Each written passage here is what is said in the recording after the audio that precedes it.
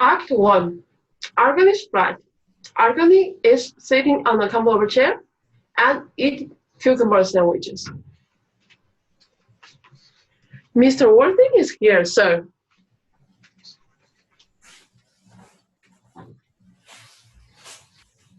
How are you, my dear Ernest? What brings you to London? Oh, pleasure, of course. Of course. So where have you been all this time? In the country. Terribly boring, you know. You are eating as usual, I see, Algie, but why so many cups? Where cucumber sandwiches? Who's coming to tea? Oh, only Aunt Augusta and Gwendolyn. Oh, Gwendolyn, wonderful. I'm in love with Gwendolyn. I've come to London especially to ask her to marry me. But you told me that you were here for pleasure? That sounds more like business. Please, don't touch the cucumber sandwiches. But you are eating them. Yes, that's different. She's my aunt. Have some bread. Gwendolyn's low bread. And it's very good bread too. You can eat it there, boy. But you won't marry Gwendolyn, you know. She's my cousin. And before you can marry her, you must explain about Cecily. Cecily? I don't know anyone called Cecily. Lane, bring me the cigarette case which Mr. Worthy left here last week. Yes. Have you had my case all this time? Well, what do I see here? No, this isn't your cigarette case. Of course it's mine. From little Cecily, with love.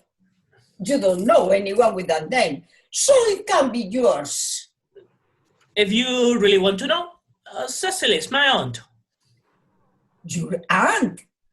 So why little Cecily?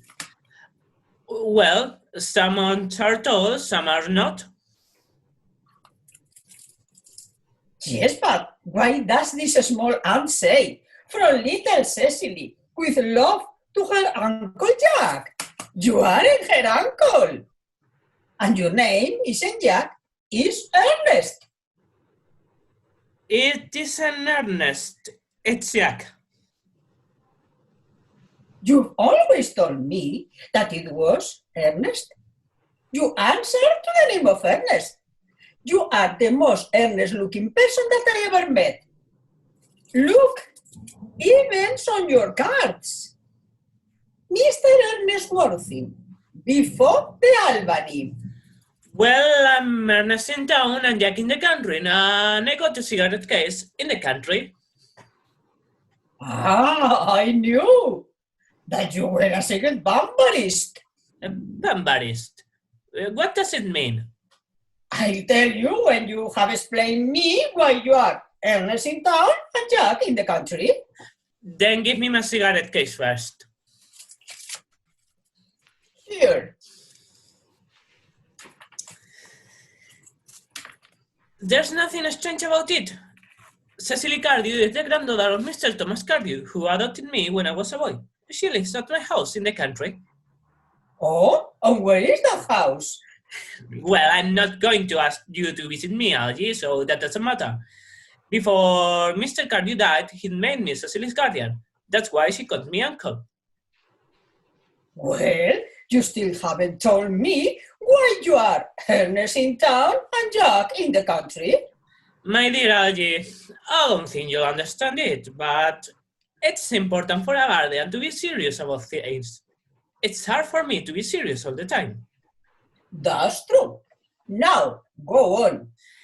I need to escape to London sometimes to enjoy myself. So I pretend I have here a younger brother called Earnest who gets into terrible trouble. That's all. I was right. You are a bambarist. What do you mean? You pretend to have a brother Ernest in town. I pretend to have a real friend called Bunbury in the country. You come to town when you want to visit Ernest, and I leave town when I want to help Bunbury. Well, I'm going to kill Earnest soon. So Cecil is a little too interested in him. You see, I'm not a vampirist. Oh, but Bunbury is so useful. The poor man is terribly unwell tonight. So I can't possibly go to dinner at Aunt Augusta's. I can come to dinner with you. But I haven't asked you to have dinner with me. I know, you are so forgetful.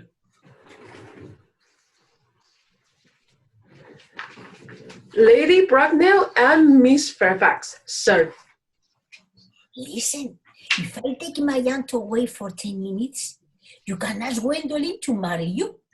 If I do that, can I come to dinner with you? Oh, all right, if you want to. Good afternoon, my dear Afternoon. Good afternoon, Aunt Augusta.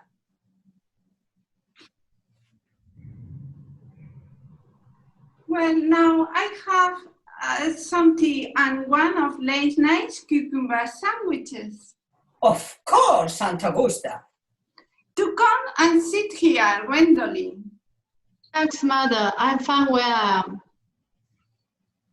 Lane, why are there no cucumber sandwiches? Well, there were no cucumbers at the market today, sir. I went there twice. I'm terribly sorry, Aunt Augusta. It doesn't matter. About tonight? Oh, dear Aunt Augusta, I'm afraid that I can't be with you at dinner tonight. You see, I've just found that my very friend Bunbury is ill again. Again? This is very strange. Yes, poor Bunbury really is a very ill man.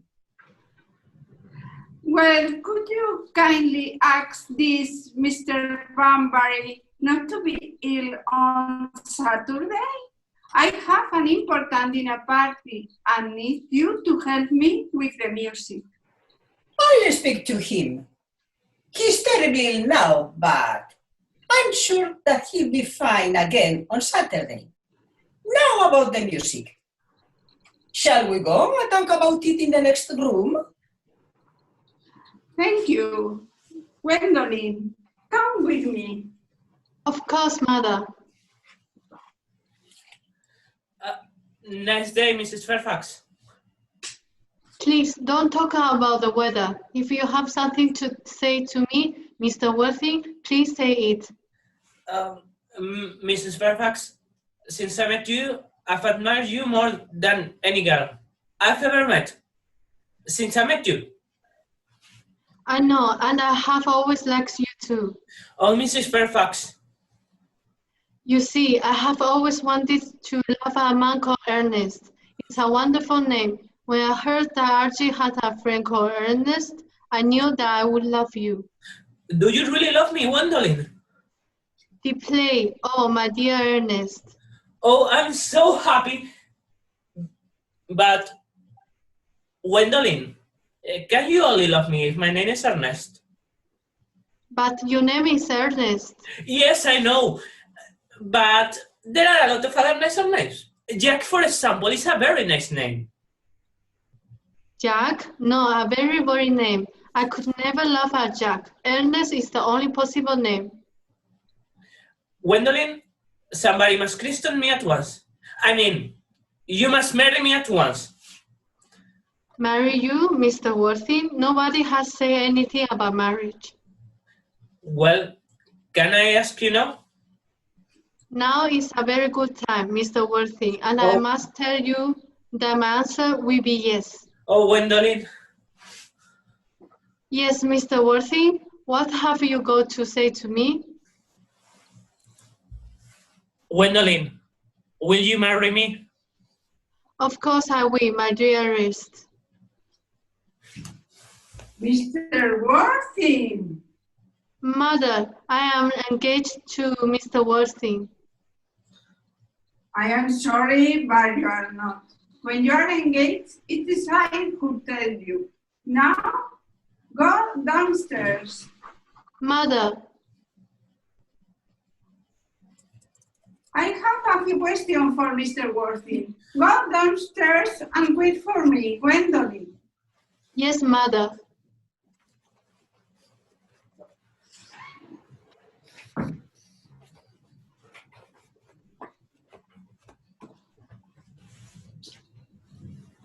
Are you a smoker, Mr. Worthing?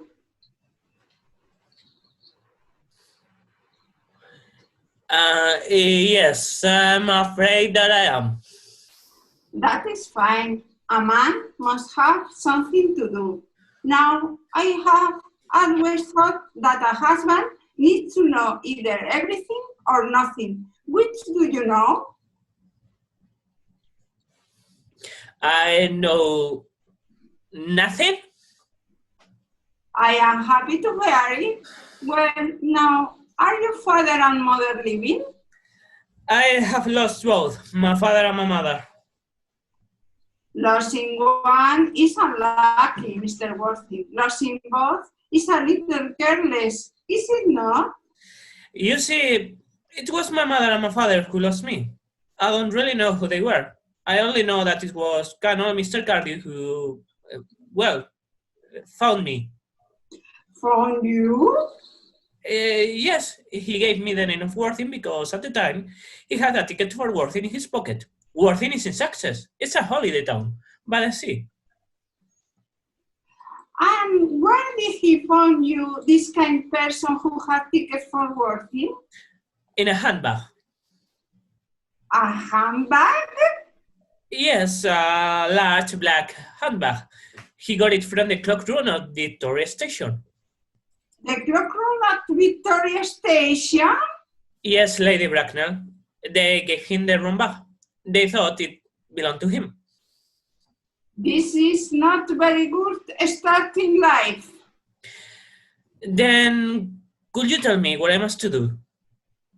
You really need to find either a father or a mother very soon, Mr. Worthing.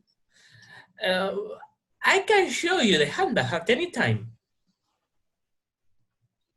Show me? What are you thinking of? My dearest daughter cannot possibly marry something from a station clock room. Goodbye, Mr. Worthing. And all belong to... Oh, be quiet, Algie! What's wrong? Did Gwendolyn say no? Oh, everything was fine with Gwendolyn, but her mother, what a terrible woman. I see. So did you tell Gwendolyn that you are Ernest in town and Jack in the country? Nice. Sweet girls must never hear things that are true. Don't you know how to talk to a woman? Of course I do.